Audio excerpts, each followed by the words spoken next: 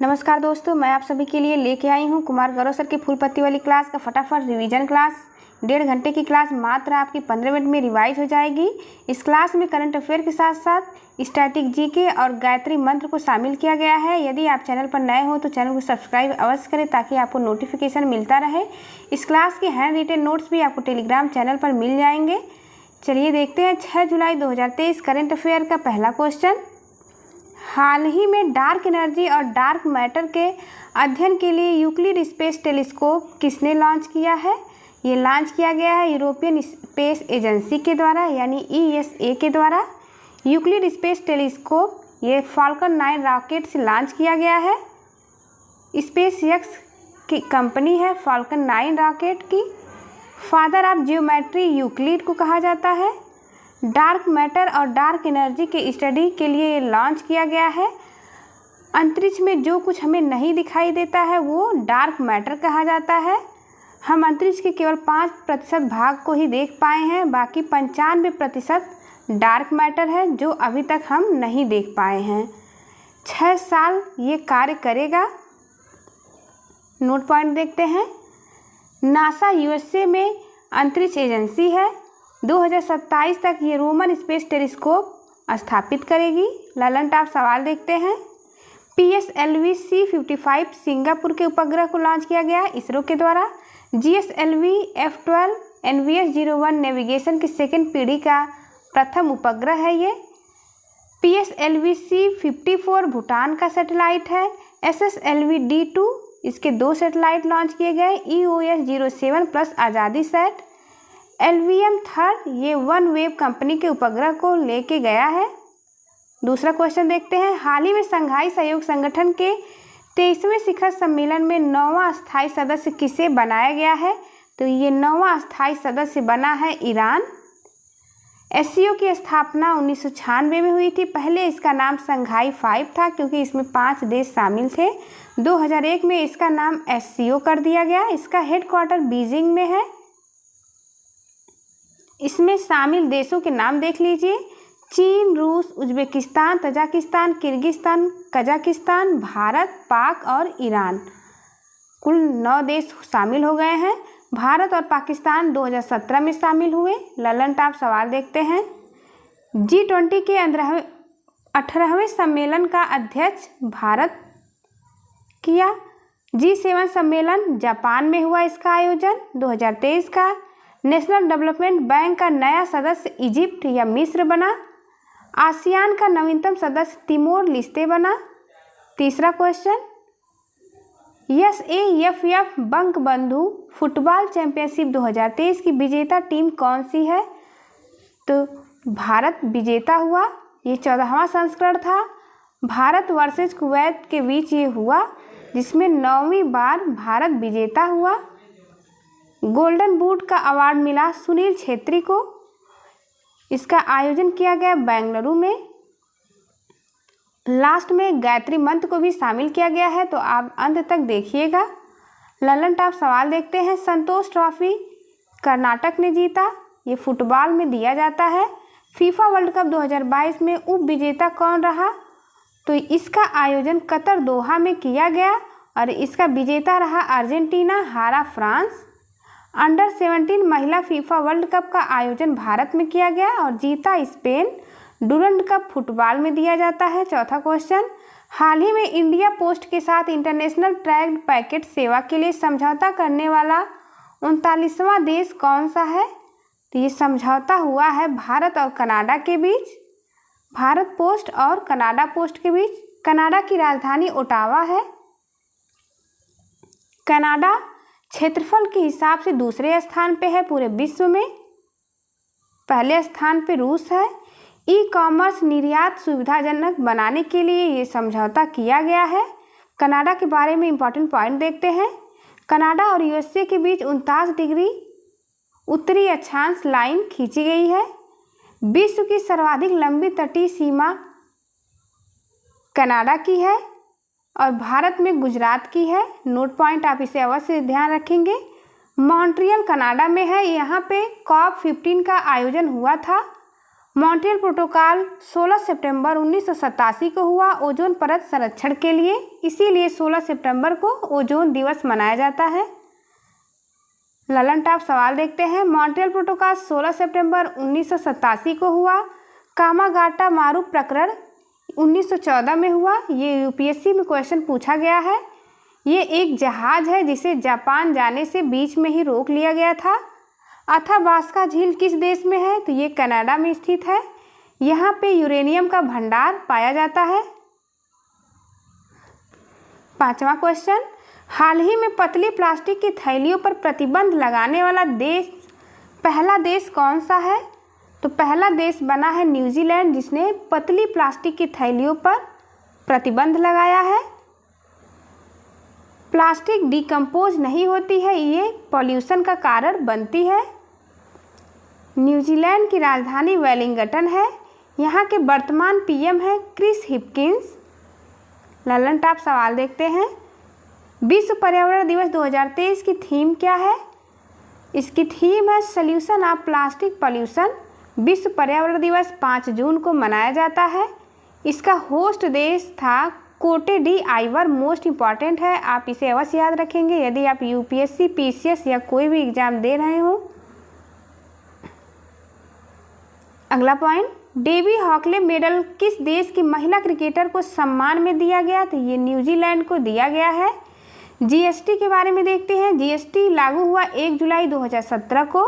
यह विजय केलकर समिति के द्वारा बनाई गई जीएसटी समवर्ती सूची में शामिल है। यह एक प्रकार का अप्रत्यक्ष कर है।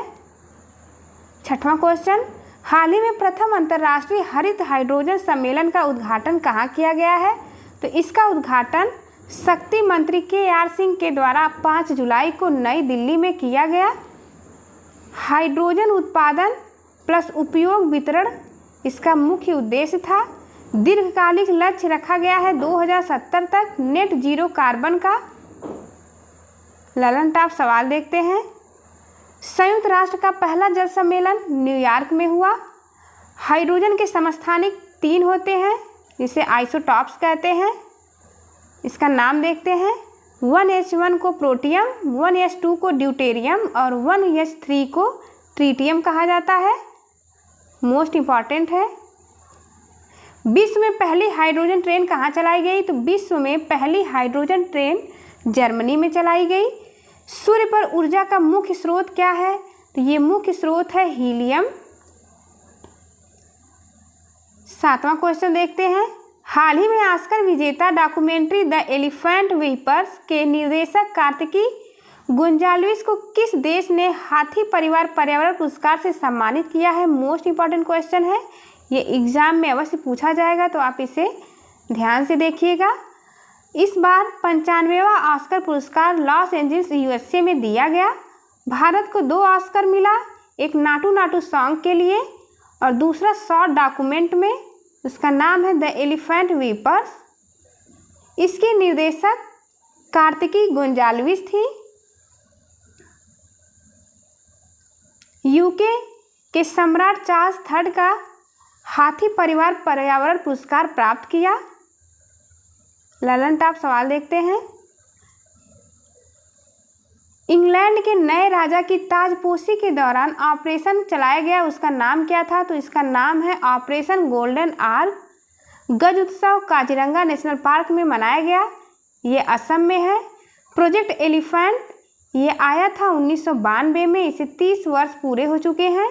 8वां क्वेश्चन, हाल ही में अखिल भारतीय फुटबॉल महासंघ ने किसे AIFF पुरुष फुटबॉलर ऑफ द ईयर पुरस्कार से सम्मानित किया है? तो मेल में लालियान जुआला झांगटे जो कि मिजोरम से हैं, इन्हें प्राप्त हुआ और फीमेल में मनीषा कल्याण को। ललन टॉप सवाल देखते हैं। फीफा वर्ल्ड कप में गोल्डन बॉल का अवार्ड किसे मिला? तो ये लियोनेल मेसी को मिला। ICC का सर्वश्रेष्ठ T20 प्लेयर सूर्य कुमार यादव बने हैं। BBC sports women of the year Mirabai Chanu को चुना गया है। 9वां क्वेश्चन देखते हैं। हाल ही में नेशनल साइबर सिक्योरिटी कोऑर्डिनेटर के प्रमुख पद पर किसे नियुक्त किया गया? तो ये नियुक्त किया गया है MU नायर को। ललन टॉप सवाल देखते हैं। सीबीआई के प्रमुख प्रवीण सूद हैं। सीवीसी है प्रवीण कुमार श्रीवास्तव। नीति आयोग के सीईओ हैं BVR सुब्रमण्यम। नीति आयोग के उपाध्यक्ष सुमन बेरी हैं। मोस्ट इंपॉर्टेंट है, ये एग्जाम में पूछा गया है क्वेश्चन। 10वां क्वेश्चन देखते हैं। हाल ही में 6ठी युवा महिला राष्ट्रीय मुक्केबाजी चैंपियनशिप किसने जीती है? तो ये जीती है हरियाणा। बेस्ट बॉक्सर का मिला है अवार्ड प्रिया कुमारी को। ललन टॉप सवाल देखते हैं। पहली हैंडबॉल प्रीमियर लीग कहाँ हुआ? तो ये जयपुर राजस्थान में हुआ, जिसे जीता है महाराष्ट्र। विश्व महिला मुक्केबाजी चैंपियनशिप ने भारत ने कुल 4 गोल्ड जीते। विश्व पुरुष मुक्केबाजी चैंपियनशिप ये ताशकंद उज्बेकिस्तान में हुआ। वुमेन IPL जिसे कि WPL कहा जाता है, इसे जीता है मुंबई और इसकी कप्तान थी हरमनप्रीत कौर। ये प्रथम बार आयोजित हुआ। Last question. गृह मंत्री अमित शाह ने गुजरात में देश के पहले सहकारिता से संचालित सैनिक स्कूल की रखी आधारशिला। आइए आज का गायत्री मंत्र देखते हैं, जिसमें प्रमुख अनुसूचियों का रिवीजन करवाया जाएगा। पहली अनुसूची में राज्यों का उल्लेख है, जिसमें 28 राज्य और 8 यूटी हैं। दूसरी अनुसूची में वेतन भत्ते और पेंशन का उल्लेख। तीसरी अनुसूची में शपथ संबंधी उल्लेख। चौथी अनुसूची में राज्यसभा की सीटों का उल्लेख। 5वीं अनुसूची में अनुसूचित जाति जनजाति क्षेत्रों के प्रशासन का उल्लेख। 6ठी अनुसूची में असम त्रिपुरा मेघालय मिजोरम का जनजाति प्रशासन का उल्लेख है। 7वीं अनुसूची में केंद्र और राज्यों के बीच शक्ति का बंटवारा। 8वीं अनुसूची में भाषाओं का उल्लेख है। वर्तमान में संविधान में 22 भाषा है। 9वीं अनुसूची में भूमि सुधार संबंधित है ये। 10वीं अनुसूची दल बदल संबंधित प्रावधान किया गया है। 11वीं अनुसूची में पंचायतों का प्रावधान है और 12वीं अनुसूची में नगर निकायों का प्रावधान किया गया है। आइए महत्वपूर्ण अनुच्छेद देखते हैं। अनुच्छेद 1 में राज्य प्लस यूटी है। अनुच्छेद 6 से 11 नागरिकता। अनुच्छेद 14 विधि के समक्ष समता। 17 में अस्पृश्यता का अंत है। अनुच्छेद 18 में उपाधियों का अंत। 19(1)(a) में विचार अभिव्यक्ति की स्वतंत्रता। 21 में प्राण दैहिक स्वतंत्रता का अधिकार। 21(a) में शिक्षा का अधिकार मौलिक अधिकार। 24 में शोषण के विरुद्ध अधिकार। 25 में अंतःकरण की स्वतंत्रता। 32 में संवैधानिक उपचारों का अधिकार, जिसमें सुप्रीम कोर्ट को रीट जारी करने की शक्ति प्रदान की गई है। इसे संविधान का आत्मा डॉक्टर VR अम्बेडकर ने कहा। 37 में DPSP अपरिवर्तनीय है। 38 में लोक कल्याणकारी राज्य।